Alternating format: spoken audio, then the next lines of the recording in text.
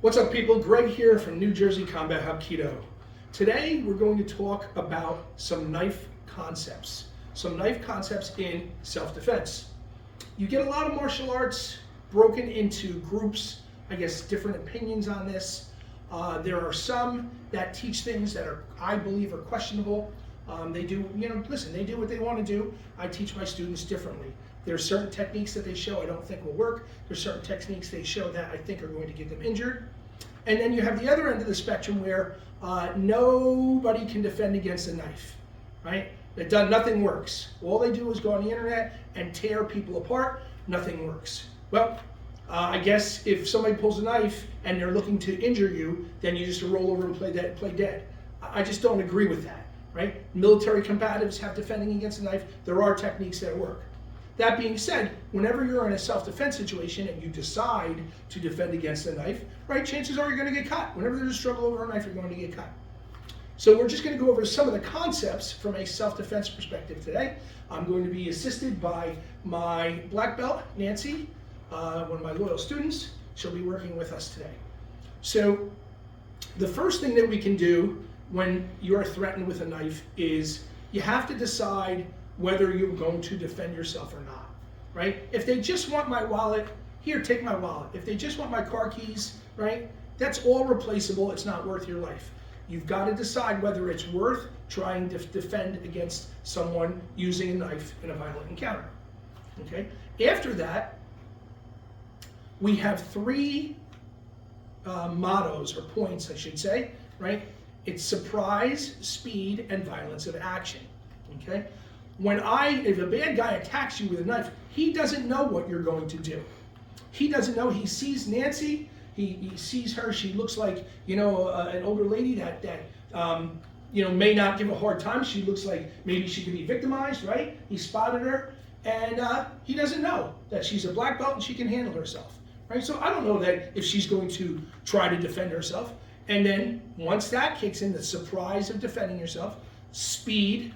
Okay, and in class we all know that speed, slow, smooth, steady equals fast.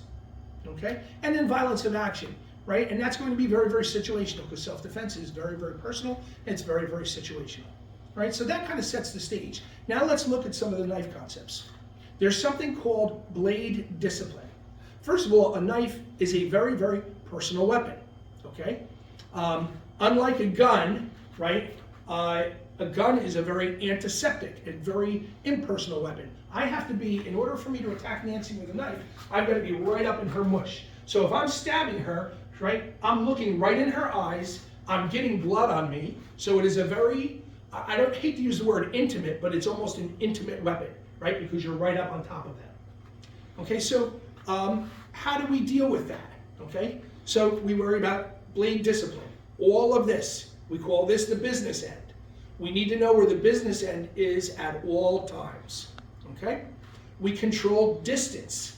I can do this all day long, right? And Nancy is safe because she's not close enough for me to get to her, but she's also not close enough for her to defend against a knife, to try to disarm me, okay? The distance I break down into three categories. This is outside, okay? This is no man's land. No man's land is where I can attack Nancy with a knife. She's within distance. I can cut her from here. If she doesn't move, I can cut her from here. She's so conditioned to controlling distance, she's doing it even now, right? All right? And then we have inside. Inside is where we defend from, okay? Where we control, here, right? Okay. The knife, another knife concept. The knife is a linear weapon, okay? And this goes hand in hand with controlling distance. If I'm going to attack Nancy, if I'm going to come at her, right, I'm coming on a straight line. Nancy is going to change the angle. When she changes her angle, I've got to change my angle, right? So she steps to the side. So I've got to change my angle to get in. I can't go after her here. It's awkward, right? I'm off balance. So every time she changes her angle, I have to change my angle because the knife is a linear weapon, okay? Also, along with that, she's going to be controlling distance. As she changes the angle, she's going to be arcing out to provide more distance because I'm going to be trying to get to her. If I want to attack her with a knife, I've got to get to her, which means I've got to get into no man's land.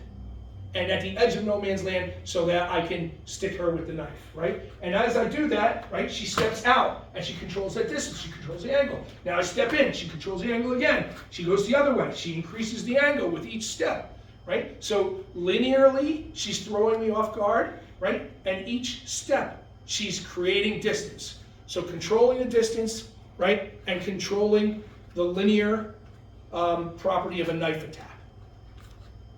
Another knife concept is called fighting your fight, not their fight. The attacker probably is going to be burning adrenaline, a lot of adrenaline. You are too. But if you train and you condition, you're not going to be burning at the same rate. So you know what? She's going to let me move around. And she's going to wait for an opening to to defend against the blade.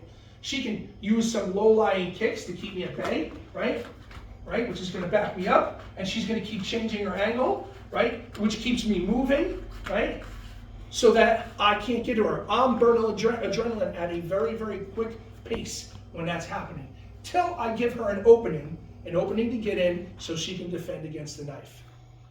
I've seen different blocking techniques out there with knives. I don't like them. I think it's going to lead to a more serious cut. I much prefer, right, 2 hands on one on the knife arm, and we can go from there. There's also an urban legend, and you see this in some of these contests they do where they pressure test, where the guy's going to change hands with the knife. I will tell you that if you get attacked by somebody with a knife, the chances of them changing hands to stab you with a different hand during some kind of struggle over the knife are very, very slim. Now, you can never say never in this world, right? But I will say the odds are infinitesimal, small, okay? 1,000%. They just are not going to have the wherewithal or the mindset to change hands when you are disarming or struggling over a knife blade, okay? It also lends to who's attacking you with a knife, right? You have very, very few trained knife fighters, right? Many of them that do exist are in the martial arts, and they shouldn't be out there sticking people up or stabbing people or murdering people. They shouldn't be, okay? So what does that leave left? It leaves criminals, right? In criminals, we've got an untrained criminal who just happens to have a kitchen knife, which is 90% of the time. They don't know what they're doing. Or you have crimes of passion, right? It takes a lot to take this and bury this into somebody's gullet, right? It takes a lot. You either have to be caught in a moment of passion, right? Or you have to be a seriously mentally unfit person, or somebody who's trained by the military to execute people, right? Most people are not prepared to do that. So in a street knife encounter, chances are it's going to be somebody, a mugger who just happens to have a knife, because knives are everywhere, okay? And they don't know what they're doing, so they're panicking, they're burning adrenaline, especially if I think it's a victim and all of a sudden she starts fighting back. She's felt that it was going to go bad and she wasn't going to survive the encounter, so she decided to try to disarm and fight back. Okay, so now I have to contend with that. I'm not a trained knife fighter. I'm not used to sticking this, right? Then it may be a crime of passion, right? If I'm just like, and I stick them, right? Statistically, most knives attacks, you see them, are crimes of passion. They grab a knife. Once again, it takes a very special individual to take this and stick it into somebody's gullet. Those are just a couple of knife concepts that are important, okay? Because concepts are infinite. The techniques are finite. We can go over techniques, all right? Not in this video, but we can go over techniques, but the concepts are very important because the concepts stay the same all the time, the things that I've outlined in this video. All right, if you have any questions, comments, or concerns, please feel to comment or reach out. If you're in New Jersey and you want to train, reach out, come train with me, and thank you for watching the video.